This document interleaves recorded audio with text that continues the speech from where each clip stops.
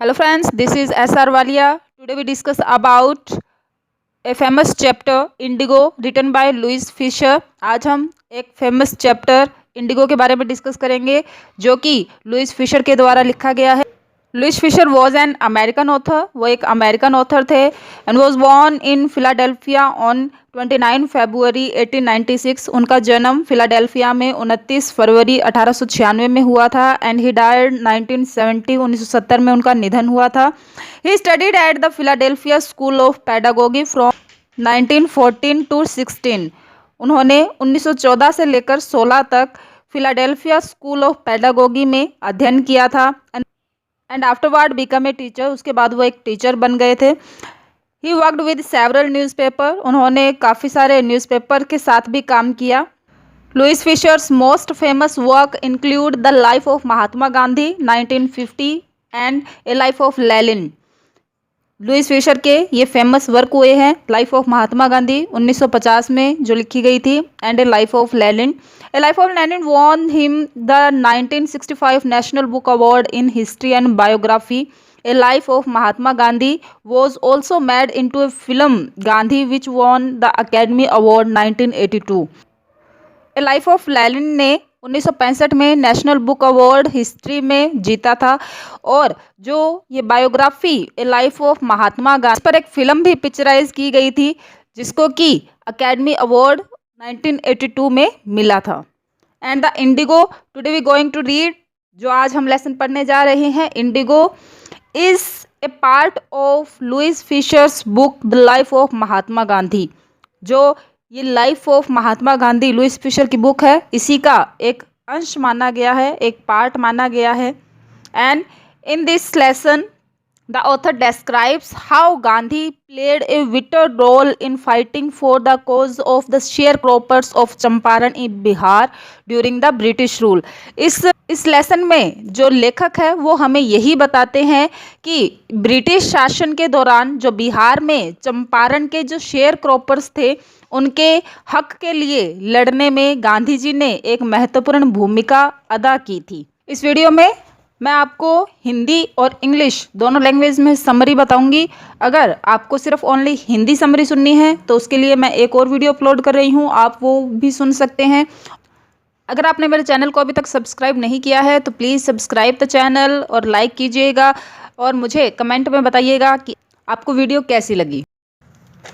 चलिए डिस्कस करते हैं द चैप्टर इंडिगो। तो ये बात है 1942 की, जब Louis Fischer first met Gandhi ji in his ashram in Sevagram. सबसे पहले जब वो सेवाग्राम के उनके आश्रम में उनसे मिले थे तब गांधी जी ने उनको बताया था कि कैसे उन्होंने भारत से अंग्रेजों को भेजने के लिए अपना फर्स्ट अटेम्प्ट किया था। इट वाज इन 1917, ये 1917 की बात थी। The author tells us Gandhi ji's accounts of the beginning of his freedom struggle from Champaran. यहाँ पर जो ऑथर हैं वो हमें बताते हैं कि गांधी जी ने कैसे चंपारण में जो ये स्वतंत्रता संग्राम चलाया था उसकी शुरुआत की थी, कैसे उन्होंने अपनी भूमिका इसमें निभाई थी। During the annual convention of Indian National Congress party in Lucknow in December 1916, a poor farmer from Champaran Rajkumar Shukla met him. दिसंबर 1916 में गांधी जी लखनऊ में इंडियन नेशनल कांग्रेस की जो एनुअल कन्वेंशन के लिए मीटिंग के लिए गए हुए थे, तब वहां पर चंपारण से एक गरीब किसान जिसका नाम राजकुमार शुक्ला था वो उनसे मिलने के लिए आता है। He asked Gandhi ji to help him and his fellow peasant. The peasants of Champaran worked as tenants on huge farms in return for a share of the crops. तो वो गांधी जी से उसकी और अन्य किसानों की सहायता मांगने के लिए वो आता है। वो गांधी जी को बताता है कि जो चंपारण के किसान हैं वो काश्तकार एक टीनेट्स के रूप में काम करते हैं और वो अपने ज़मीन पर खेती करने के लिए उनको अपनी फसल का एक बड़ा हिस्सा रेंट के रूप में जमींदारों को देना होता है। लेकिन उस समय गांधी जी उसकी कोई सहायता नहीं कर सकते थे क्योंकि उस समय वो बहुत बिजी थे। लेकिन राजकुमार शुक्ला प्रत्येक स्थान पर जहाँ पर भी गांधी जी मीटिंग में गए थे वो उनके पीछे पीछे चला गया। His determination forced Gandhi ji to accompany him. उसका जो डेटर्मिनेशन था, उसका जो दृढ़ संकल्प था, उससे गांधी जी इम्प्रेस होते हैं और इस कहानी से इम्प्रेस होकर वो उसके साथ जाने के लिए तैयार हो जाते। Shukla took Gandhi to the house of Rajendra Prasad, who at that time was a prominent lawyer in Bihar. Shukla Gandhi ji को सबसे पहले राजेंद्र प्रसाद, जो कि बिहार में उस समय वकील थे, उनके घर पर ले जाता है, लेकिन वो उनको घर पर नहीं मिलते, वो आउट ऑफ टाउन होते हैं। और उनका जो सर्वेंट है, उनका जो नौकर है, वो शुक्ला को एक पुअर पीजेंट के रूप में जानता था, एक गरीब से किसान के रूप में जानता था, जो कि उनको अनटचेबल समझता था, अछूत समझता था। और उसने गांधी जी को भी अनटचेबल समझा और दोनों को बाहर जमीन पर ही बिठा दिया और ना ही गांधी जी को उस कुएं से पानी निकालने दिया गया। As he was out of town, Gandhi proceeded to Champaran and stopped at Muzaffarpur, where he stayed at the house of Professor Malkani, a teacher. जब राजेंद्र प्रसाद उनको घर पर नहीं मिलते हैं तो गांधी जी मुजफ्फरपुर जाने का प्लान करते हैं। मुजफ्फरपुर जो कि चंपारण के रास्ते में ही था, तो वो मुजफ्फरपुर के आर्ट्स कॉलेज के प्रोफेसर JB कृपलानी को एक टेलीग्राम भेजते हैं और वहाँ पर आने की अपनी इच्छा जताते हैं ताकि वो किसानों के बारे में थोड़ी और जानकारी प्राप्त कर सकें। वहाँ पर उनका स्वागत प्रोफेसर JB कृपलानी और उनके स्टूडेंट्स के द्वारा किया जाता है। वहाँ पर वो 2 दिन तक प्रोफेसर मलकानी, जो कि एक गवर्नमेंट टीचर थे, उनके घर पर रुकते हैं। Due to fear of the British, the Indians did not help those involved in the freedom. लेकिन ब्रिटिश के डर के कारण जो इंडियंस थे वो इस फ्रीडम स्ट्रगल में, इस स्वतंत्रता संग्राम में बिल्कुल भी उनकी कोई सहायता नहीं कर सकते थे, वो उसमें शामिल भी नहीं हो सकते थे। The news of the arrival of Gandhi spread from Muzaffarpur to Champaran and peasants gathered there to have a look at Gandhi. Gandhi ji के वहाँ आने की जो न्यूज़ थी वो चारों तरफ फैल चुकी थी और वहाँ पर उनको देखने के लिए काफ़ी सारे किसान इकट्ठा हो गए थे। The lawyer met him and gave him a detailed account of the matter. The lawyer accepted that the charged high fee from the peasants, for which Gandhiji scolded them, and he decided that the peasants stop going to the courts and that the real relief for them was the freedom from fear. और जब मुजफ्फरपुर के वकील थे वो गांधी जी से मिलते हैं और इस मामले के बारे में उनको अवगत करवाते हैं। जब गांधी जी को पता चलता है कि जो ये लॉयर हैं वो किसानों से एक मोटी फीस वसूल कर रहे हैं, तो गांधी जी उनको डांटते, निश्चय करते हैं कि किसानों को कोर्ट में जाना बंद कर देना चाहिए। जो उनका ये असली रिलीफ है, जो ये रियल रिलीफ है, असली राहत है, वो उनको ब्रिटिश के भय से, इनके डर से मुक्त होने में ही मिल सकती है। इसीलिए इन्हें कोर्ट में, न्यायालय में जाने से मना कर देना चाहिए। इनको वहाँ ले जाने में कोई भी लाभ नहीं है। Okay, next. The peasant in Champaran worked as tenants. Tenants होते हैं काश्तकार या किराएदार on huge farms owned by Englishmen and were forced for cultivate indigo and gave 15% of the entire crop as rent.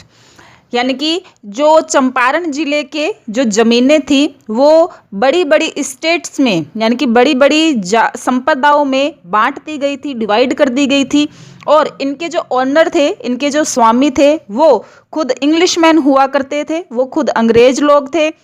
जो भारतीय पीजेंट्स है, किसान हैं, वो इन पर खेती किया करते थे और यहाँ पर उनको फोर्स किया जाता था इंडिगो की खेती करने के लिए, नील की खेती करने के लिए उन पर दबाव बनाया जाता था। और पूरी ज़मीन का जो 15% भाग है, उस भाग पर नील की फसल उगाई जाती थी और इस पूरे की पूरी फसल को ओनर्स को दे दिया जाता था किराए के रूप में। यानी किसान के पास इस इंडिगो की खेती में कुछ भी नहीं बचता था। जो लैंडलॉर्ड्स थे, जो जमींदार थे, वो इन पर प्रेशर बनाया करते थे, दबाव बनाया करते थे। जो 15% भाग की जो जितनी भी नील की फसल है, वो पूरी फसल ओनर को, यानी कि अंग्रेजों को एक रेंट के रूप में, किराएदार के रूप में देनी होती थी। और ये जो सारी प्रोसेसिंग है वो एक समझौते से, एक कॉन्ट्रैक्ट के द्वारा की जाती थी। कॉन्ट्रैक्ट पर उन पीजेंट से साइन करवा लिए जाते थे और उसके बाद उनका शोषण किया जाता था। As synthetic indigo had been produced by Germany, the owners released the tenants from the earlier contract, but charged them compensation for their release.